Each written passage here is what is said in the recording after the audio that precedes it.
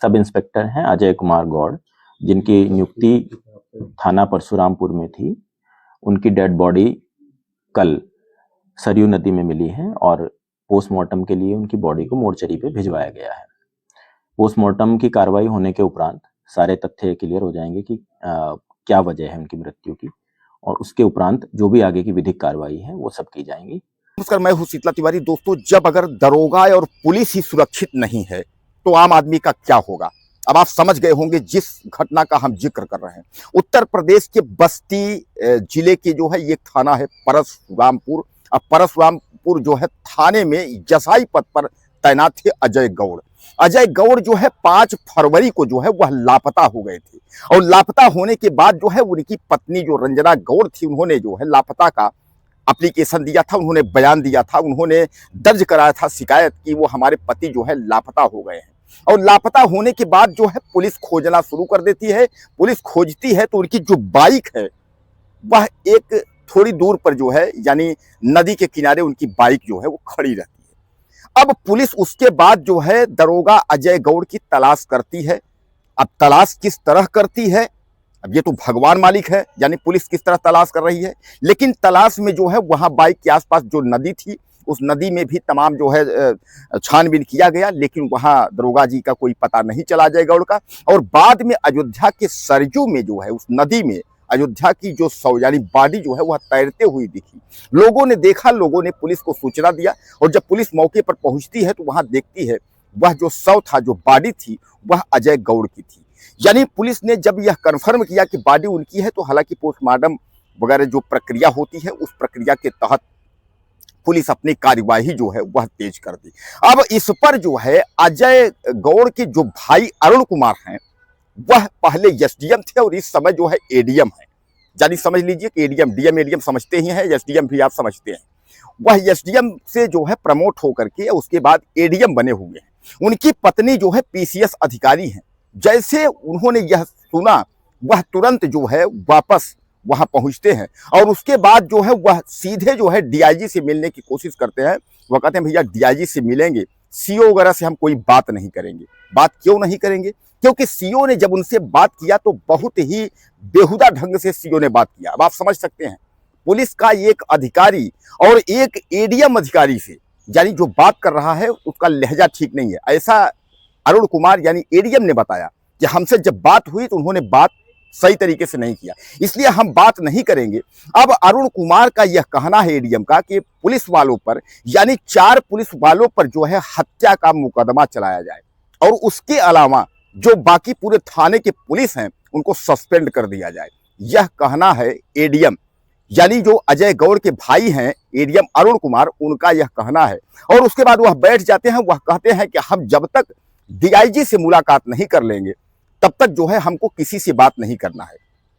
दोस्तों आप समझिए, यानी कहने का तात्पर्य जो है एक पुलिस विभाग का मामला और पुलिस थाने का खुद दरोगा, और अगर वह रहस्यमयी ढंग से गायब हो जाता है, और पुलिस की इतनी बड़ी लापरवाही कि उसने पत्नी जो है उस पर आरोप लगाती है कि हमारे पति जो है वह वहां से बस्ती से यानी निकल करके यानी कहीं गए थे, उसके बाद वह घर आ रहे थे, उसके बाद उनको रास्ते में किडनैप कर लिया गया, यानी उनको कहीं बंधक बनाया गया है और किसी विश्वसनीय आदमी उनको ले करके गया है। हालांकि जो उनका सीसीटीवी है उसमें कह रहे हैं कि सफाई कर्मी के साथ जो है वह निकले हैं बाइक से, और उसके बाद जो है तब से वह लापता हो गए हैं, उनका नंबर बंद हो गया है।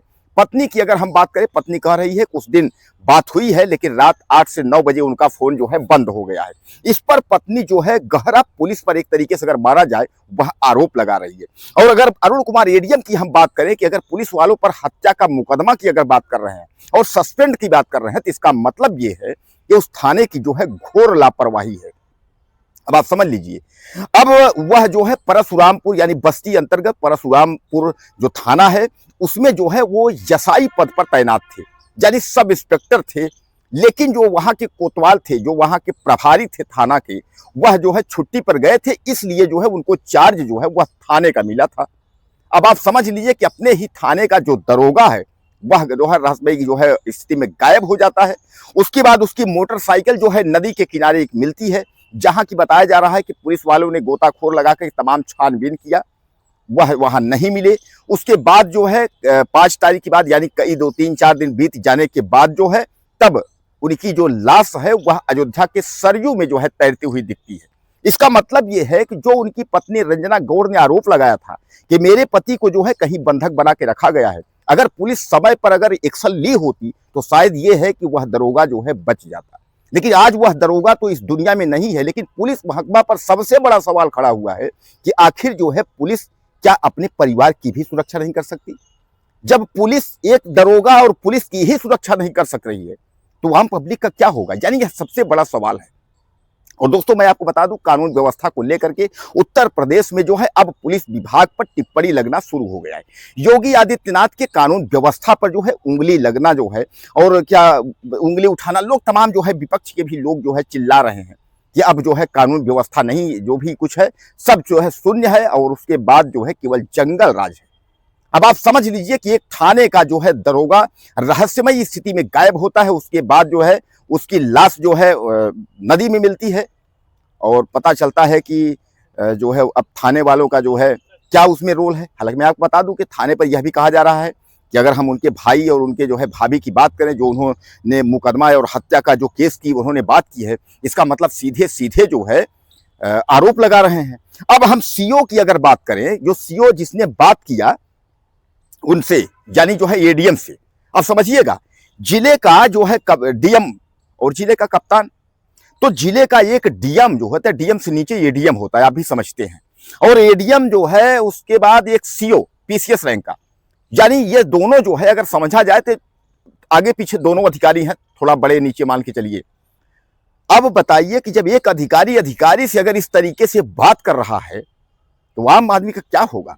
यानी दोस्तों गंभीर सवाल इस पर हैं। लेकिन अब जो है पुलिस उसकी जांच कर रही है कि आखिर अजय गौड़ की मौत कैसे हुई, अजय गौड़ की मौत किस तरीके से हुई, कहां से कैसे हुई। पहले तो पुलिस ने सुसाइड करने की स्थिति बनाई, लेकिन वहां ऐसा कुछ नहीं था, इसलिए उनका घर में ऐसी कोई दबाव नहीं था, मानसिक पारिवारिक दबाव नहीं था, ऐसा कुछ नहीं था। इसलिए जो है हर बिंदु पर जो है पुलिस जांच कर रही है और आरोप भी लग रहे हैं, उनकी पत्नी लगा रही है, परिवार लगा रहे हैं।